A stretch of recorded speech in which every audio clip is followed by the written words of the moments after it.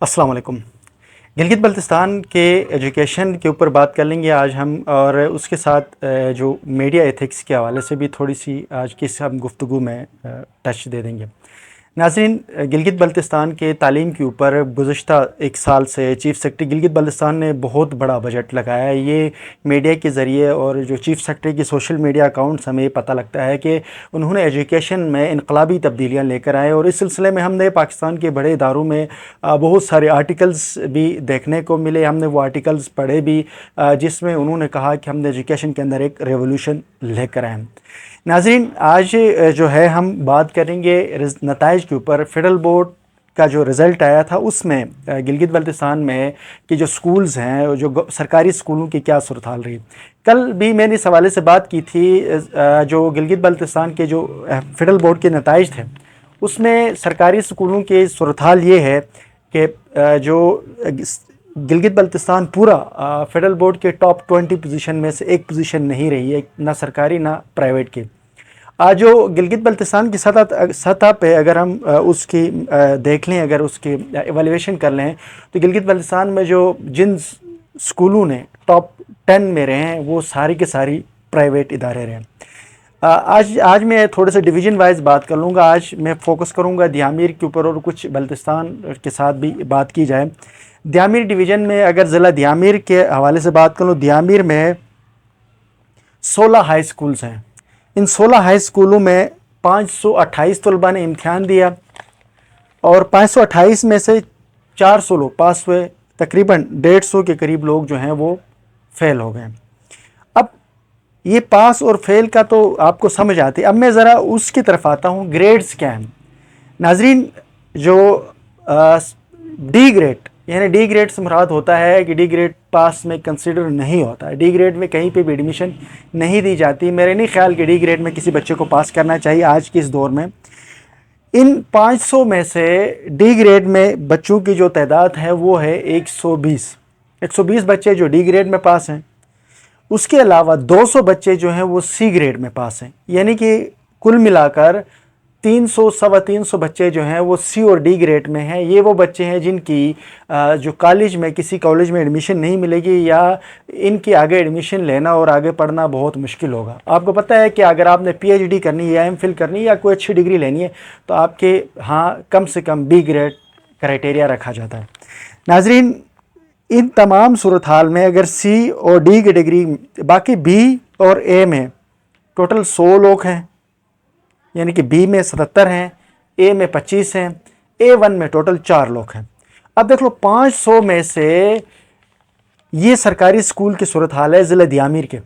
اگر میں اس کے کمپیئر میں پرائیویٹ سکول کی بات کر لوں تو کیڈٹ کالج چلاس کے تقریباً 90% بچوں کا جو تھا وہ A1 گریڈ میں تھا، اور کچھ چند جو ہے A گریڈ کے ریزلٹس تھے۔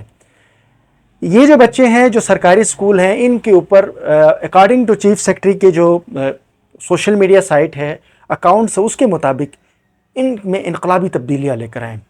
ان کے اوپر کروڑوں روپے کی انویسٹمنٹ ہو گئی ہے۔ انہوں نے کہا کہ ہم نے انقلاب لے کر آیا ایجوکیشن کے اندر۔ ان کے آرٹیکلز آپ اگر پڑھ لیں تو آپ کو شرم آئے گی کہ کس قسم کی انہوں نے بیہودہ اپنی تعریفوں کرنے کے لیے لوگوں کو گمراہ کیا۔ ہمارے ٹیچرز جو ہیں، سرکاری سکولوں کے ٹیچرز، وہ سیاست میں لگے ہوتے ہیں، اور ایسی سیاست میں جس کی وجہ سے بچوں کی زندگیاں تباہ ہو گئی۔ جو بیوروکریٹس ہیں، خاص کر آپ ڈسٹرکٹ ایڈمنسٹریشن کی بات کر لیں، ڈی ڈی اوز جو ہوتے ہیں، یہ لوگ بھی ٹائم پاس کر رہے ہوتے ہیں۔ گزشتہ ایک سال کے دوران ضلع دیامیر میں جو ڈائریکٹر ایجوکیشن تھا، 15 کے نام سے ایک بندہ مشہور تھا، وہ 1 نمبر کا جو ہے نا وہ ٹائم ویسٹ بندہ کرتا۔ ایک لینڈ کلوزر اس کو ملی ہوئی تھی جس میں کبھی کہاں گھومتا تھا کبھی کہاں، ٹائم ویسٹ کر کے سکولوں میں جا کر لوگوں کے ٹائم ضائع کرنے کے علاوہ ان لوگوں نے کوئی کام نہیں کیا۔ کسی ٹیچر کے اوپر چیک اینڈ بیلنس نہیں ہوئی، سفارشی بنیادوں کے اوپر ہائرنگ ہوئی، سفارشی بنیادوں کے اوپر ٹیچرز رکھے گئے۔ علامہ اقبال جیسے جو ہے یونیورسٹی سے، میں 3rd کلاس نہیں کہوں گا لیکن ایسے یونیورسٹی سے ڈگریاں لے کر جس میں لکھنا پڑھنا نہیں آتا، وہ لوگ وہاں پر ٹیچر مسلط ہیں۔ یونیورسٹی کے جو گریجویٹس ہیں، پڑھے لکھے نوجوان ہیں، وہ سارے بے روزگار آپ کو باہر گھومتے نظر آئیں گے، اور سرکاری سکولوں کے نتائج یہ ہیں۔ ناظرین، دوسری طرف اگر میں بات کر لوں استور کی، استور میں تو سرے سے کوئی پاس ہی نہیں ہوا ہے۔ کسی بھی سکول میں دیکھ لو کوئی 2 پاس ہے، کہیں پر 1 پاس ہے۔ پورے بلتستان ڈویژن کے بھی نتائج ایسے ہیں جہاں پر آپ کو انتہائی خراب نتائج ملیں گے۔ پرائیویٹ سکولوں کے اگر آپ دیکھ لیں تو بلتستان ڈویژن ٹاپ پر ہے، پہلے نمبر پر کیڈٹ کالج سکردو ہے، دوسرے پر کیڈٹ کالج چلاس ہے، اس کے علاوہ تقریباً تمام جو رزلٹس ہیں وہ بلتستان کے ہیں، دوسرے پھر اس کے بعد گلگت ڈویژن کے آتے ہیں، گلگت میں کہیں۔ ناظرین، سرکاری اسکولوں کی اس قدر گٹھیا اور اس قدر ابتر حالت کے ذمہ دار کون ہیں؟ اس کے 3 لوگ ذمہ دار ہیں، کل بھی میں نے بات کی تھی۔ اول نمبر پہ وہ اداروں کو جو چلانے والے لوگ، خاص کر جو ڈی ڈی اوز، جو ایجوکیشن ڈپارٹمنٹ کے لوگ ہیں وہ ہیں، انہوں نے آج تک چیک اینڈ بیلنس نہیں رکھا۔ یہ لوگ آتا ہے اور ٹائم گزارتے ہیں اور نکل جاتے ہیں۔ جو ٹیچرز اپنا سبجیکٹ پڑھاتا ہے اور اس ٹیچر کا رزلٹ اچھا نہیں آتا تو پھر وہ ٹیچر رسپانسبل ہے۔ تیسرے نمبر پر وہ والدین جو اپنے بچوں کے آج تک انہوں نے پوچھا نہیں ہے۔ والدین کو چاہیے کہ بچوں کے جا کر نتائج پوچھ لیں، اسکولوں میں جا کر پوچھ لیں آپ کے بچے آتے ہیں یا نہیں آتے ہیں، وہ پب جی کھیلتے ہیں، وہ کیا کر رہے ہیں، کبھی انہوں نے نہیں پوچھا۔ ہمارے جو گاؤں کے یہ جو سٹرکچر اس نے تباہی مچائی ہوئی ہے۔ ناظرین، اس کا جو اگر بڑے پرائم میٹر پر سیاستدان تو ہمارے ہیں جہالت کے ایک جو ہے وہ مربع ان کو کہیں، یہ لوگ بچوں کو پڑھنے کے حوالے سے ان کا تو کوئی فوکس ہے ہی نہیں، لیکن جو کچھ سیاستدان پڑھے لکھے ہیں انہوں نے بھی آج تک اس کی طرف فوکس نہیں کیا۔ اور سب سے بڑی جو ذمہ داری آتی اس تمام مسئلے کے اوپر، جس بندے نے سب سے زیادہ ڈنڈورا پیٹا اور جس نے سب سے زیادہ ڈرامہ بازی کی، وہ چیف سیکرٹری گلگت بلتستان ہے۔ حضور نے اتنی زیادہ شو ڈالا کہ ان کے اکارڈنگ ٹو گلگت بلتستان میں انقلاب لے کر آئے تھے، تعلیمی انقلاب لے کر آئے، انہوں نے کوئی کردار ادا نہیں کیا۔ آج آپ کے سامنے نتائج ہیں۔ جو سرکاری اسکولوں میں ٹیچرز جن کو پڑھانا نہیں آتا، جس ٹیچر کے سبجیکٹ میں رزلٹ ہے اس کو آپ جو ہے وہ اس کی پوچھ لیں، آپ اس کی پوچھ گچھ کر لیں، اور اس کے اگر نتائج وہ بہتر نہیں دے سکتا اس کے لیے کوئی کرائٹیریا پاس کر لیں، اس کو ٹیسٹ دیا جائے یا اس کو فارغ کر دیں۔ اس کی ضرورت نہیں ہے کہ ایک بندہ اگر ٹیچنگ کر رہا ہے اور اس کے بچے اس سبجیکٹ میں پاس نہیں ہوتے تو ہی از دا رسپانسبل، وہ نمبر 1 لیول پہ وہی رسپانسبل ہے۔ وہ اگر نہیں پڑھا سکتا تو اس کو چھوڑ دینا چاہیے، اسکول کو اس کو سائڈ کر دینی چاہیے۔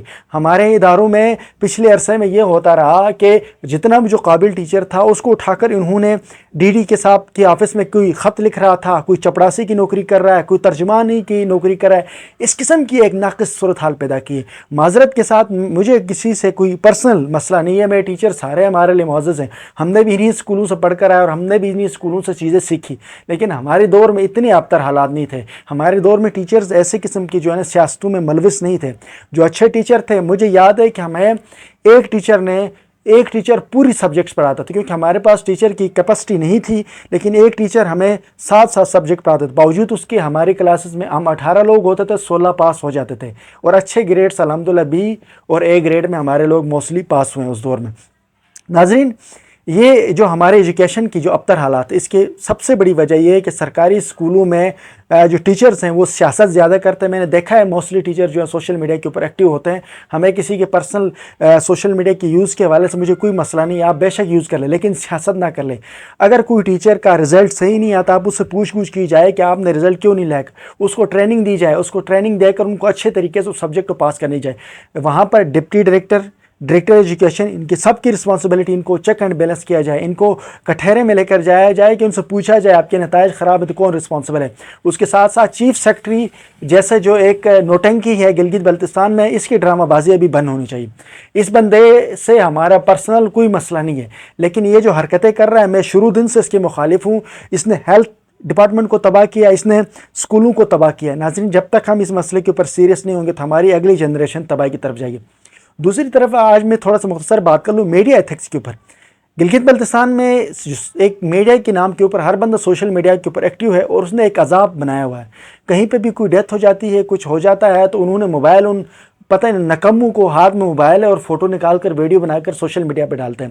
آج جو JSR میں انسیڈنٹ ہوا جس کی فوٹیجز انہوں نے سوشل میڈیا پہ ڈالی، یہ انتہائی ایک مجرمانہ اور ایک مجرمانہ لیول کی غفلت ہے۔ اس کے حوالے سے جو وہاں پر سائبر کرائم اور متعلقہ ڈپارٹمنٹ ان کو چاہیے کہ ان کے اوپر ایکشنز لیں، چند ایک لوگوں کو گرفتار کر کے ان کو سزا دے تاکہ آئندہ کوئی لوگ ایسی حرکتیں نہ کر لیں۔ ہر بندہ بیٹھا ہوا موبائل لے کر اور وہ سوشل میڈیا کے اوپر لوگوں کی پرسنل چیزیں اور ہر قسم کی چیزوں کو وہ پبلک کر رہے ہوتے ہیں، جس کی وجہ سے ہمارے سوشل میڈیا میں بڑے مسائل ہیں۔ ناظرین، جب تک ہم ان ایتھیکل اور جو ہم سوشل بیہیویئرس کو اپنے ٹھیک نہیں کریں گے، ہم اپنے کمیونٹی کے حوالے سے جب تک چیزوں میں احتیاط نہیں کریں گے تو ہمارے مسائل حل نہیں ہوں گے۔ ہمیں ایز اے کمیونٹی ہمارا بھی رول ہے کہ ہم اپنے جو مسائل ہیں ایجوکیشن میں، اگر کسی اسکول کا رزلٹ نہیں آتا، اس کو وہاں کے لوگوں کو، کمیونٹی کو جا کر اس ٹیچر سے پوچھنا چاہے، وہاں کے ایجوکیشن کے اداروں سے پوچھنا چاہیے۔ جب تک ہم پوچھیں گے نہیں، ہمارے نتائج اچھے نہیں آئیں گے۔ ہم امید کرتے ہیں کہ آئندہ سالوں میں اس مسئلے کے اوپر آپ لوگ میدان میں آئیں گے، اور آپ جو نوجوان نسل ہے وہ سوشل میڈیا پہ غیر ضروری باتوں کے علاوہ ان مسئلوں کے اوپر بھی، جو ایجوکیشن کے ادارے ابتری کا شکار ہے، تباہی کے دہانے پر ہم لوگ آئے ہوئے ہیں، ان سے حوالے سے اپنے سوالات ضرور پیدا کریں۔ ان سے جا کر پوچھ لیے بھائی آپ لوگ تنخواہیں لے رہے ہیں، کس کہانی میں لے رہے ہو، کس کھاتے میں لے رہے ہو، آپ لوگوں کا ذمہ داری کیا ہے۔ جب تک ہم اس مسئلے کے اوپر آواز نہیں اٹھائیں گے تو ہمارے مسائل حل ہوں گے۔ نیکسٹ ولاگ تک کے لیے مجھے اجازت دیجیے۔ اللہ حافظ۔